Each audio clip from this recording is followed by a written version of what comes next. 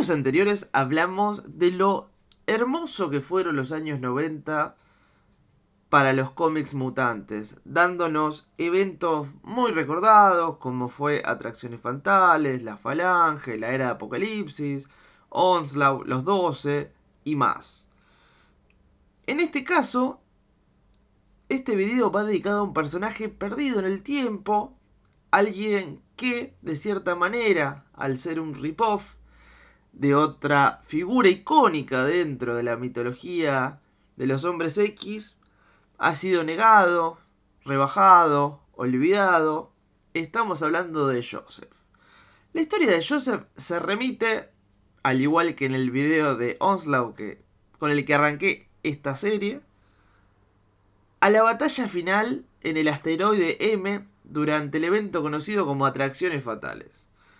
Magneto ya estaba pasado de rosca en su campaña contra los humanos, en su supremacía mutante, y en un acto de locura decide quitarle todo el adamantio a nuestro querido amigo Wolverine por los poros de la piel. Ustedes se imaginarán la carnicería que fue eso. Bueno, el que vio toda esa escena fue justamente el profesor Javier, quien dijo: bueno, Eric, muy rico todo, pero hasta acá llegamos. La verdad que ya te fuiste recontra remil a la mierda. Acto seguido, hizo algo que impensado para el personaje. Nunca había pasado ese límite ético, Javier, que fue aplicar una lobotomía. Después de eso, el asteroide se resiente por la batalla, varios personajes escapan, y Coloso, quien se había unido a las filas de Magneto después del fallecimiento de su hermana Iliana por el virus del legado, rescata a un comatoso Eric Klanger que lo lleva a algún tipo de refugio en la Tierra.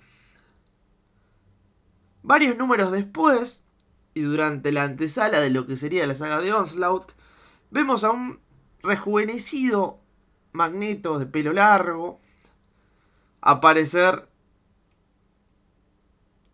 en un monasterio sin recuerdo de quién carajo era.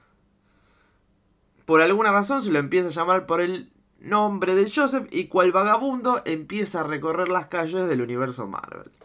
Bueno, como bien ya saben, la entidad conocida como Onslaught, que no es más que los recuerdos o la esencia de lo que fue Magneto arraigada en los poderes telequinéticos del profesor Javier, toma forma, le declara una guerra a todos los superhumanos no mutantes y planea reinar el mundo por sobre todas las cosas. Bueno, esto requiere una alianza de todos los personajes capaces de presentar poderes, en la cual justamente termina colisionando nuestro querido Joseph, quien no recuerda absolutamente nada de su pasado, es una hoja en blanco y de quien varios personajes tienen mucha animosidad, justamente reconociéndolo como el famoso terrorista, quien a lo largo de la historia de los cómics de Marvel ha ido pasando de un villano despiadado a un tipo empático, volviendo otra vez a ser un villano despiadado. La que le da una oportunidad en particular es Rogue, Titania por estos lados, quien a finales de los años 80 o a principios de los años 90 había tenido un encontronazo con Magneto cuando los dos quedaron atrapados en la Tierra Salvaje. Como que algo quedó ahí que después, como al principio del run de la revista X-Men, o sea, a partir justamente del X-Men número 1, la revista que se desprende de Uncanny X-Men, que era la publicación histórica que venía de los años 60, ahí Magneto se posiciona como un enemigo contra la humanidad, al igual que lo hizo nuevamente en esta saga que acababa de terminar. Y ahí cualquier tipo de relación con Rogue queda totalmente disuelta. Bueno, en este caso, viendo que era un hombre cambiado, reconociendo ciertas virtudes que había visto en su corta estadía en la Tierra Salvaje, este paraíso prehistórico que existe en la Antártida, Rogue se acerca generándole muchos celos a Gambito, quien era su pareja icónica, sobre todo impulsada por los dibujos animados que en ese entonces la estaban rompiendo y que eran íconos culturales. Y generando una suerte de triángulo amoroso que también le funciona a los cómics, sobre todo a los de X-Men, como por ejemplo personajes como Jean, Wolverine y Cyclops. Joseph se termina uniendo a toda esta alianza de, ya sabemos, X-Men, de los Cuatro Fantásticos, de los Vengadores y algún que otro personaje que andaba pululando contra ahí. Terminando en una batalla final contra esta entidad conocida como Onslaught, y en la que, lamentablemente, los héroes no mutantes deciden sacrificarse atacando a Onslaught desde adentro, mientras los mutantes lo atacan desde afuera. Entonces, en un movimiento combinado, esta entidad deja de existir. Aunque, y para los ojos del mundo parece que los superhéroes murieron, aunque tiempo después nos enteraríamos que fueron transportados a una tierra paralela por los poderes de Franklin Richards, el hijo de los Cuatro Fantásticos, quien también es un mutante con los poderes de manipular la realidad. Y eso lo veríamos en un arco conocido como Héroes Reborn, que fue ultra polémico, y del cual claramente voy a dedicar un video. No me voy a olvidar de Héroes Reborn. ¿Cómo me voy a olvidar, por ejemplo, de ese Capitán América recontra mamado que es más pecho que ser humano? El de Rob Liefeld le estoy hablando, por supuesto. ¿Cómo no voy a hacer un video de eso? Pero bueno, hoy estamos hablando de los mutantes, y concretamente de Joseph. En todo este desolador clima, donde por ejemplo el profesor Javier, que dicho sea de paso había perdido sus poderes con el nacimiento de Onslaught, se entrega al gobierno sintiéndose responsable de todo lo que había pasado. Los mutantes están desolados, aparte se empieza a cocinar todo este arco de la Operación Tolerancia Cero. Acá hay un desdoblamiento de tramas, tenemos un grupo que se queda en la Tierra, que lidia con toda esta situación de los centinelas, y tenemos a otros que van al espacio, a una saga con el Imperio Shi'ar, donde justamente participa Joseph.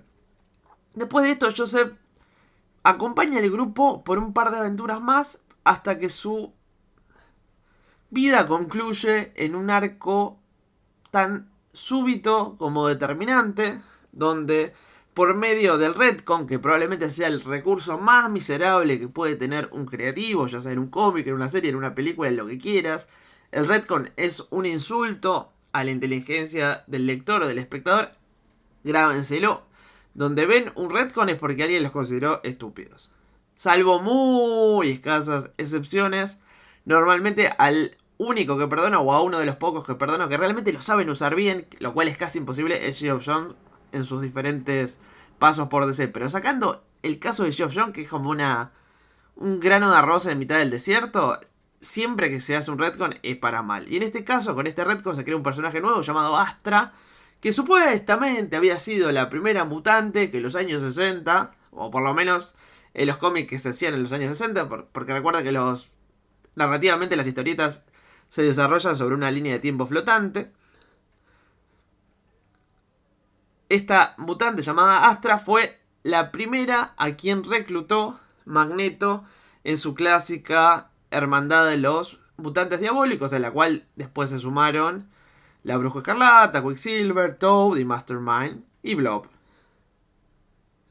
Bueno, este personaje, en teoría, antes de que veamos la primera versión de la hermandad, tuvo diferencias filosóficas, ideológicas con Magneto y se fue a la goma. Y casualmente salió de abajo de una piedra, porque estas cosas pasan, los personajes no existen hasta que un día dicen, ah, cierto que yo era amiga de Magneto. Apareció, le dio tratamiento a este Eric, que había quedado totalmente lobotomizado por el profesor Javier y que había sido rescatado del espacio por Coloso, y por alguna razón crea un clon, supongo que para estudiar cómo curarlo, el cual no tenía ninguno de los recuerdos. Por lo tanto, y siguiendo muy en la línea de lo que estaban haciendo los cómics de Spider-Man de ese entonces, que también cubrí en este canal, vayan y vean la lista de reproducción cómics en el recuerdo, porque ahí está todo. Descubrimos que Joseph era un clon de Magneto, y hay, obviamente, como pasa en cualquier buen cómic de superhéroes, una batalla final donde ambos exhiben sus poderes, los cuales son básicamente el mismo, y donde el buen Magneto de siempre intenta modificar los polos de la Tierra con su magnetismo, causando un posible desastre natural, el cual es evitado por el heroico sacrificio de Joseph, quien se despide de todos como lo que fue un héroe, porque en realidad él nunca fue culpable de los pecados del Magneto original. Acá podría haber cerrado la historia, lo cual hubiera sido fantástico. Tenemos todo, es un completo camino del héroe, me encanta, aparte el tópico del héroe amnésico es un clásico, pero lamentablemente hay una mala costumbre en los cómics, y sobre todo en los cómics de Marvel, que van a ver que es una constante prácticamente en cualquier video que me escuchen hablar de algo noventero. Y es que en algún momento hay un cambio de época y viene un creativo y dice: ah, ¿te acordás de ese personaje que hace mucho que no usamos? Bueno, ¡tarán! Volvió, pero ahora es malo. Sí. Entonces, en un arco muy posterior, ya por mediados de los 2000, Astra revive a Joseph, le pone los recuerdos de Magneto y ahora se invierte la situación. Magneto, que por ese entonces colaboraba con los X-Men, es el bueno. Y Joseph ahora es un terrorista y tiene un par de idas y venidas. Hasta que, después de ser atrapado, por ejemplo, en Utopía, después de escapar, después de armar un grupo de mutantes terroristas nuevamente, o sea, es como que se dan vuelta los tópicos y ahora este es el mutante extremista en contraposición con el Magneto, que dentro de todo se volvió un poquito más razonable, que fue la caracterización que mantuvo después hasta el día de hoy. Bueno, finalmente en una batalla es asesinado por Ki-Wong, creo que lo pronuncié bien, que es el cuerpo que posee Mariposa Mental durante los 90. Es esa ninja de la mano, de pelo púrpura y bueno, de muy buen cuerpo. Muchos lo recordaremos de la época de Jim Lee, a quien se le trasplanta la mentalidad de Psylocke y que de un momento para adelante se desdoblan en dos personajes distintos, entonces la conocemos por su nombre. Bueno, ese fue el triste fin de Joseph, quien supo participar de una de las épocas más memorables de los mutantes durante los 90 y que después tuvo un decadente regreso durante los 2000. ¿A quién le pasó lo mismo? Claro que sí, a Ben Reilly, otro clon de Marvel, que fue un gran héroe y después fue un mediocre border, al cual, bueno, no tuvo final porque hasta donde se sigue vivo, pero protagonizó una historia más lamentable que la otra. Ahora, como siempre ocurre en estos videos, me gustaría que ustedes me dejen su experiencia con este personaje. Quiero saber si realmente leyeron estas historias, qué pensaban mientras las leían. Algunos sospechaban que se podía tratar de un impostor, de un clon, o por el contrario, daban por hecho que era el propio Magneto que había perdido la memoria y lo de rejuvenecido simplemente era un estilo de dibujo y ya. A veces los personajes se ven más viejos, a veces más jóvenes. Eso es lo que pasa cuando el dibujante cambia constantemente. Como siempre, me encantaría ver sus comentarios y ya saben, si les gustó el video, recompénseme con un merecidísimo like, así estas hermosas historias siguen avanzando más lejos y más profundo en el mar de la magia de YouTube. Y si da la extrañísima casualidad de que este es tu primer video viéndome, escuchándome hablar de historietas en el recuerdo, suscríbete, así te van llegando los nuevos videos con esos personajes que marcaron época y también noticias relacionadas justamente con cómics, con series, con películas, con manga, anime y videojuegos. Hasta la próxima.